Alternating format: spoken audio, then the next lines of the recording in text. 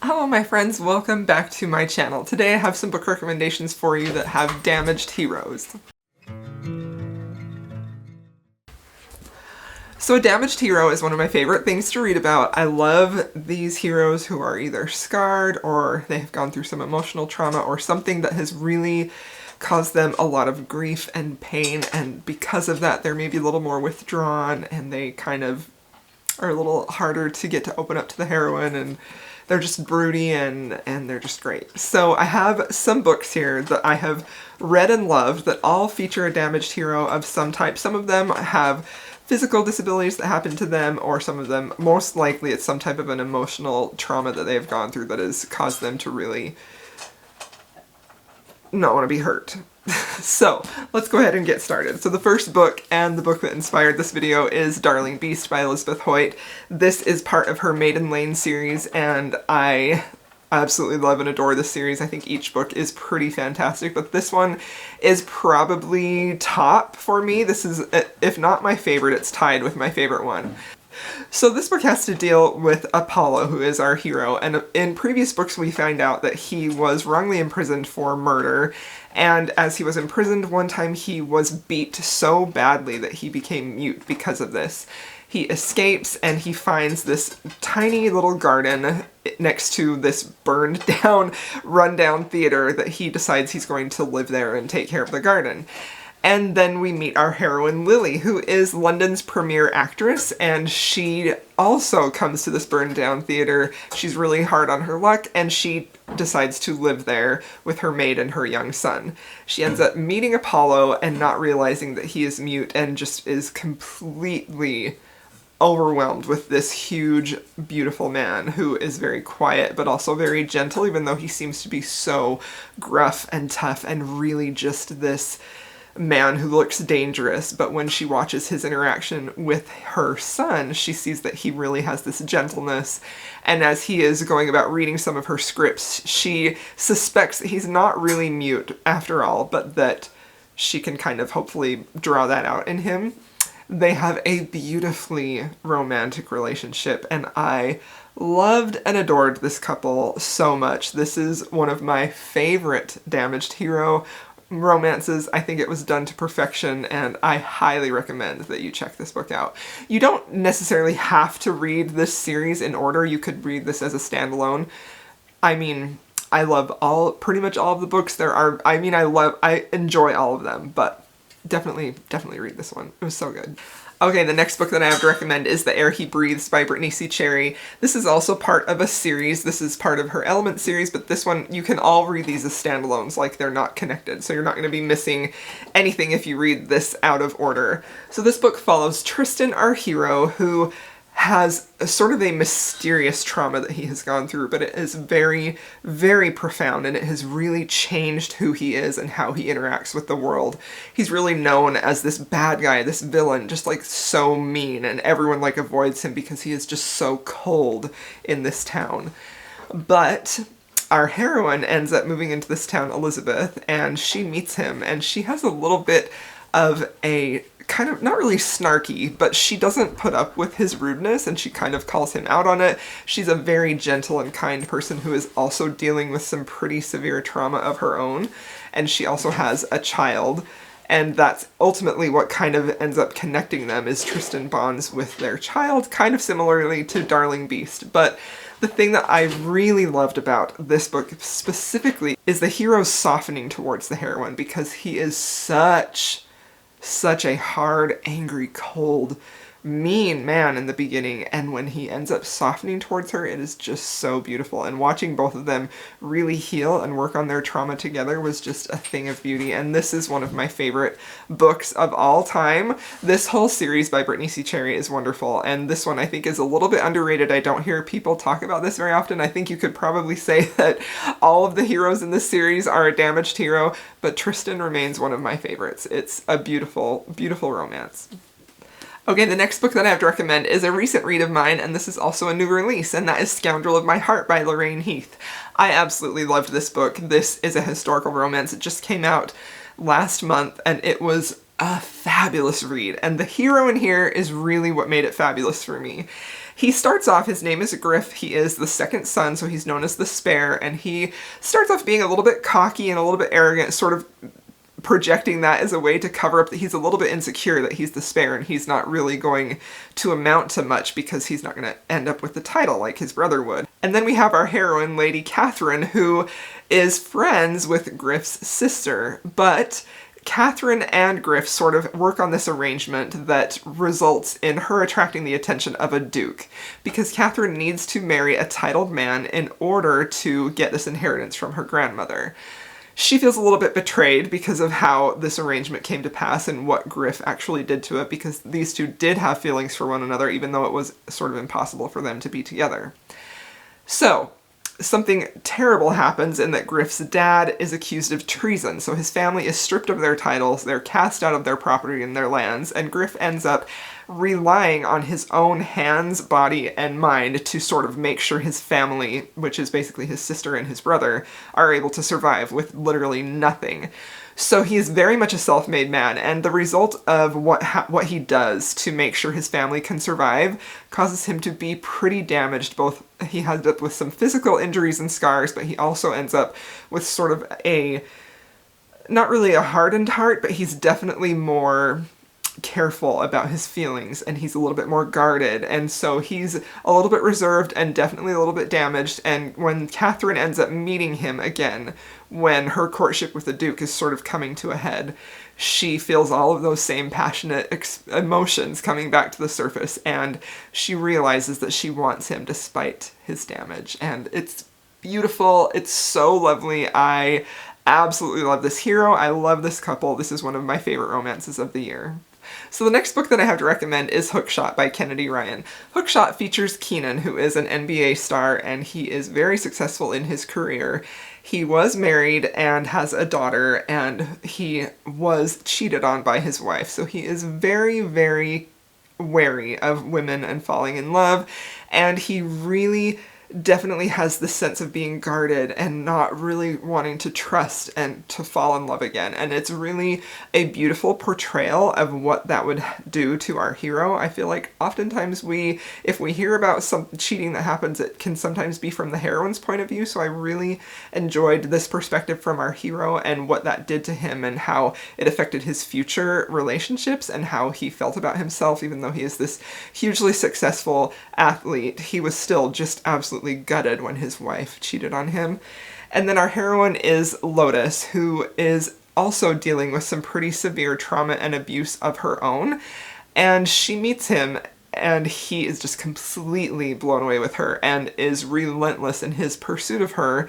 She seems to be the one woman that he feels like he would be able and willing to trust. They have, as is common in Kennedy Ryan, they have a real epic soul-level connection with just a deep, powerful love, but they're both a little tiny bit hesitant to really trust in each other and trust in that. So watching their love story unfold through a very long period of time and through sort of starts and stops was just so beautiful, and I absolutely adored this romance. Okay, and the next book that I have to recommend is Hook.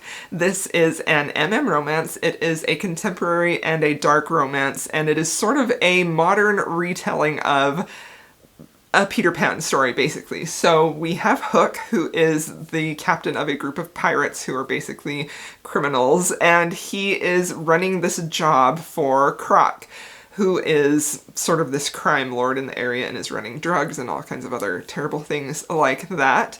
And Captain Hook is trying to get out from underneath Croc to protect one of his crew members who he dearly loves, but he is not really sure how to do that. So enter John Darling, who is a member of the FBI. He comes in to sort of pose as a criminal too, to help bring Croc to justice. And John Darling and Hook have a little bit of a history in their past together. They definitely have some feelings, but they are both so guarded. And Hook especially has had some really severe abuse and assault situations that have happened in his life that have caused him to really be wary and to only interact with his lovers in a certain way. And so to watch him really start to open up and trust John and watch their feelings develop and watch him really put himself out there, even though he was so afraid and had suffered so much trauma, was just a beautiful and powerful thing, and I adored their love story. It was fantastic, and this book, it's not a perfect book, but the romance in here between these two people and how damaged and hurt Hook was just completely beautiful, and I loved it so much, and I would highly recommend that you check it out. Okay, the next book that I have to recommend is The Devil in Her Bed by Kerrigan Byrne. I feel like several, if not all, of Kerrigan Byrne's books would be a good match for a damaged hero because she loves her damaged hero and I love it too, but I decided to focus on this book because I haven't really recommended it too much, and it's her newest release and it's the conclusion to the series, and I did really enjoy the hero in this book specifically. He is known as the Devil of Dorset, and he is sort of known for, you know, having different, well, he's not known for this because he is really capable of, he's really able to change his appearance and appear as all these different types of people. Nobody really knows exactly who he is. He's working for the crown, trying to bring this criminal to justice, and he ends up crossing paths with Francesca, who we have known from the first book in this series. And he immediately recognizes her, or believes that she is a woman that he knew, or a girl that he knew from his childhood, who he had this really powerful connection with and who he thought had died. So he is very much struggling with the trauma of his past and feeling a little bit of that survivor's guilt and trying to overcome that. And as always, I feel like Kerrigan Byrne really handles the trauma that these people go through very carefully and very beautifully. And I loved how much he felt for the heroine in this book specifically. It was a really beautiful look at how trauma might shape our opinions of us as we are an adult and still trying to see and ultimately find your happily ever after. Okay, the next book that I want to recommend is The Royal Conquest. This is a novella by Stacey Reid, and it is a beautiful book. I am a huge fan of Stacey Reid. I think that she writes damaged heroes and heroines so well. I think that she really does a great job with handling sensitive topics really carefully and also just representing them with the ability to still get their happily after just so beautifully. This little novella follows Lady Peyton, who has recently been jilted by a duke, and so she's a little bit gun-shy about trusting a man again. And her parents, however, are really sort of forcing her to marry a titled man to make sure that she, you know, has a future secured. But she is completely positive that that is not going to happen for her. She's not going to marry anybody with a title. She ends up meeting Mikhail, who is a Russian horse breeder, at night. They have a really awesome, beautifully sexy first encounter, and it was one of my favorites that has ever happened in one of my romances. I loved it so much. And they have this immediate connection and this passionate encounter. However, Mikhail is secretly a Russian prince, so she does not really know that he has a title, but he does.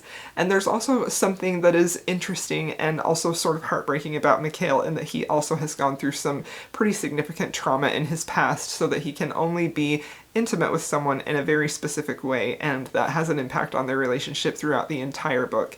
This book was dark and beautiful and luscious, and I just adored it, and I would highly recommend it if you're looking for a very unique historical romance with a damaged hero. Okay, and then I have a fantasy romance to recommend for you that has a wonderfully damaged hero, and this is Heart of the Fae by Emma Hamm. This is a Beauty and the Beast retelling, and it has a lot of Irish folklore and Celtic mythology in here. It is a very unique and beautifully slow building fantasy story, and I will definitely warn you that the romance in here was a little bit slow burn, so I think it's worth the read. Like, I loved this book. This is one of my favorite fantasy romances, but I always want to warn people that it is a little bit of a slow burn romance because I know some of y'all are sensitive to that. So just know that going in. But this book follows Sorsha, who is a healer and a midwife, and there is a curse and a plague that is affecting her people, and it soon comes to affect her father, and she's terrified for his life and what's going to happen to him. So she goes on this little bit of a quest and meets this dark elf lord who tells her that if she travels to this other land and is able to heal this prince from his affliction, then she will find the cure to this illness that is plaguing the town. So she goes on this journey to find this prince, and that is the beast, who has been cursed with, you know, his beast curse that is essentially he has like these cracks in his skin, and in the cracks are like geodes that are erupting from him. So it's a really unique look at a Beauty and the Beast, and he was a very delightfully gruff but also gentle beast, and it was just really fabulous. But he is also having a lot of like, he has a lot of self-consciousness about how he looks, and he feels a lot of guilt and anger that he looks this way and that he's not really able to protect his people in a way that he would like to. And their romance was very slow building, but also powerfully explosive and passionate in the end, and it was just absolutely beautiful, and I love this book so much, and I want more people to read it because I feel like not very many people have read it. So if you want a fantasy romance and you want a unique Beauty and the Beast retelling, please check this out. And my last book on this list, I feel like I cannot do a Damaged Hero list without including a book from this series, and I decided to go with the first one, even though I have talked about it a lot, and you all probably know what it is, because if you haven't read the series, you should read it, and that is Wolfsong by TJ Cloon.